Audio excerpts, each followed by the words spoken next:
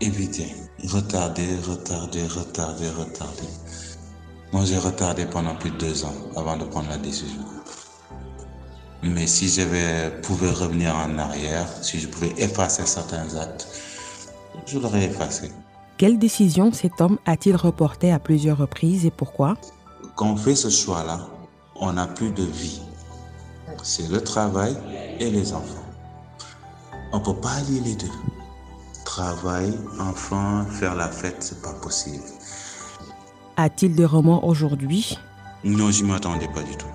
Je ne m'attendais pas du tout parce que je me suis dit toujours que en bas âge, par défaut, on le confie à la maman puisque la maman a plus de temps libre, entre guillemets, je dis bien, plus de temps libre pour s'occuper des enfants parce que de naissance, c'est la femme qui a toujours formé, éduqué les enfants. Rares ont été celles des hommes de le faire au niveau des enfants. Gora, un nom d'emprunt, remettait toujours son intention de divorcer au lendemain. Il voulait épargner à ses 3 jeunes enfants une rupture familiale brutale. Finalement, la séparation a été inévitable. Le juge a prononcé le divorce. Il obtient la garde exclusive des enfants. En termes de divorce, on sait par défaut que les enfants vont aller chez leur mère. Donc le choix n'a pas été effectué par moi parce que j'ai demandé au juge, la seule contrainte contrainte que j'ai demandé au juge, qu'il n'y ait pas de séparation des enfants. À lui de prendre sa décision, soit il les laisse à leur maman, soit il les laisse à leur père. Mais je ne veux aucune séparation des enfants et j'ai laissé l'appréciation au juge. Et maintenant, c'est le juge qui a pris la décision de me donner la garde des enfants avec une visite illimitée au niveau de la maman, à une visite illimitée. Dans son rapport 2019-2020 intitulé « Les familles dans un monde en mutation pour la région de l'Afrique subsaharienne », une femme révèle que les familles monoparentales représentent 10% des ménages. La majorité, soit 8,8%, étant des ménages dirigés par une seule mère. Les pères célibataires sont rares, ils représentent 1,2%. Alors, dans un pays comme le Sénégal, comment la société perçoit-il les pères célibataires? Réponse dans ce micro-trottoir réalisé à Dakar. Est-ce que vous pensez qu'un homme est capable d'éduquer seul son enfant? Pour moi, je pense que ce sera un peu difficile. Parce que gérer un enfant, il faut être deux. Même si ce n'est pas sa propre mère, il faut qu'il y ait une autre personne à côté puisse compléter l'éducation de son enfant. C'est possible, mais cela dépend de la personne, car les mentalités sont différentes. Pour une bonne éducation, il faut le père et la mère. Mais au cas où il y a le divorce, on n'a pas le choix. Certains parents sont même obligés d'envoyer les enfants dans d'autres familles parce qu'ils n'ont pas le temps, il y a le service, tout ça. Donc, ils sont obligés d'envoyer l'enfant dans un service social, des trucs comme ça. Mais bon, avec l'homme, ça dépend aussi.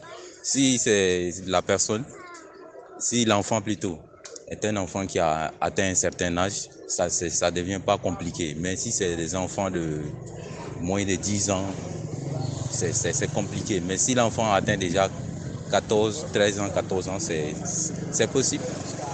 Les sociétés d'Afrique de l'Ouest et du Centre connaissent actuellement une accentuation de ces profondes transformations qui ont un impact majeur sur la vie des hommes et des femmes et par ricochet sur le quotidien de leurs enfants. La monoparentalité est un indicateur fort de ces mutations, selon une étude des chercheurs africains intitulée « La parentalité en Afrique de l'Ouest et du Centre ». De plus en plus, des femmes élèvent seules leurs enfants. Dans le même temps, les pères semblent adopter progressivement de nouvelles pratiques éducatives. Moustapha Ndiaye, sociologue.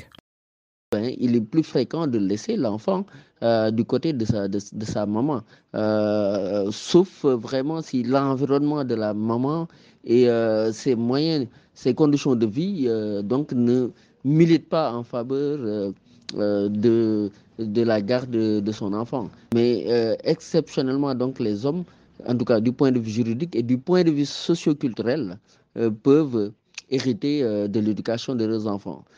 Je dirais que la société a développé des formes de résilience qui font que pour ces cas de figure-là aussi, l'homme dispose de ressources qui peuvent lui permettre de le faire, d'autant plus que quand un homme doit hériter d'une situation pareille, cet homme-là, très souvent, il bénéficie d'un environnement et des formes solidaires qui font que sa maman, ses sœurs, donc peuvent le relayer et l'épauler sur cette éducation-là.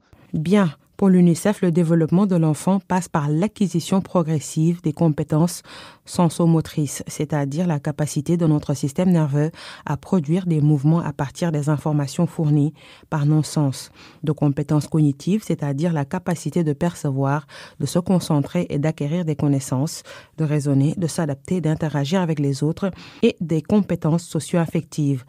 L'absence d'un ou des parents perturbe-t-elle le développement psycho-affectif de l'enfant? Wissem Masdoubi, psychiatre exerçant en Tunisie, nous éclaire sur le sujet.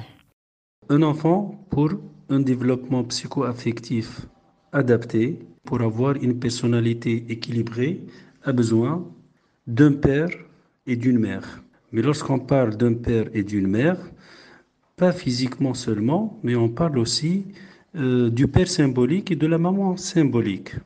Donc, on peut vivre avec une mère qui est présente physiquement, mais qui est absente symboliquement.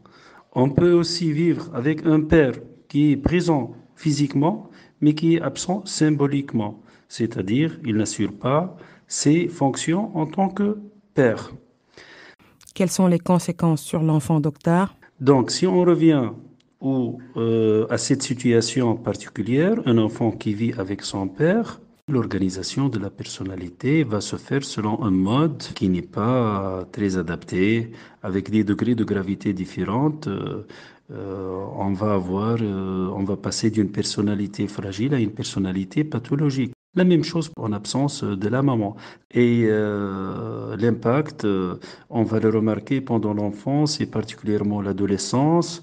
On va le voir, l'impact psychologique, un fléchissement scolaire, une phobie scolaire, des troubles anxieux, des troubles du comportement, particulièrement à l'adolescence. Et après l'âge de 20 ans, on a l'organisation de la personnalité. Et parmi les personnalités pathologiques, actuellement, on parle de la personnalité borderline ou état limite. Et généralement, ces patients ont vécu pendant leur enfance, ils ont vécu un abandon. On remarque généralement une instabilité relationnelle, difficulté de la gestion émotionnelle, de l'impulsivité, un sentiment de vide chronique, c'est quelqu'un qui s'ennuie tout le temps. Alors, existe-t-il un mode d'emploi pour les papas solos? Les recherches sur les pères et les mères qui éduquent seuls leurs enfants sont encore très rares en Afrique de l'Ouest et du Centre, comme le montre la recherche citée plus haut. Cependant, l'UNICEF a publié une étude intitulée « Comment éduquer son enfant avec bienveillance ?» Abdoulaye Wade analyse cette étude pour nous. L'organisation multilatérale place le positif au cœur de sa stratégie. Le Cleaver, professeur à l'Université d'Oxford, spécialiste de l'aide sociale à la famille et à l'enfance en collaboration avec l'UNICEF, a formulé quelques astuces pour le ou les parents, comme passer du temps en tête-à-tête avec son enfant. 20 minutes par jour suffisent. Il est possible d'associer ce temps partagé à une autre activité, comme chanter en faisant la vaisselle par exemple, ou discuter en étendant le linge. Poursuit la professeure. Ce qui importe, c'est de porter son attention sur l'enfant. Éteignez votre téléviseur, coupez votre portable, mettez-vous à leur niveau et passez du temps uniquement avec eux. Insistez sur le positif, elle conseille d'être attentif au moment où votre enfant fait quelque chose de bien et félicitez-le, même s'il ne s'agit que de 5 minutes passées à jouer calmement avec son frère ou sa sœur. Cela encourage chez lui l'envie de bien se comporter et vous évite ainsi de multiplier les rappels à l'ordre. Fixez des règles claires, il faut simplement en tenir compte et ne pas leur demander l'impossible, explique le Cleaver. Dire à son enfant ce qu'on attend précisément de lui s'avère beaucoup plus efficace que de lui dire ce qu'il ne doit pas faire. Sanctionner dans le calme, grandir consiste en partie à comprendre que les actes sont suivis de conséquences. En expliquant à votre enfant les conséquences auxquelles il s'expose s'il ne se comporte pas bien, vous lui laissez une chance de bien faire. S'il n'obéit pas, appliquez la sanction calmement, sans montrer de colère.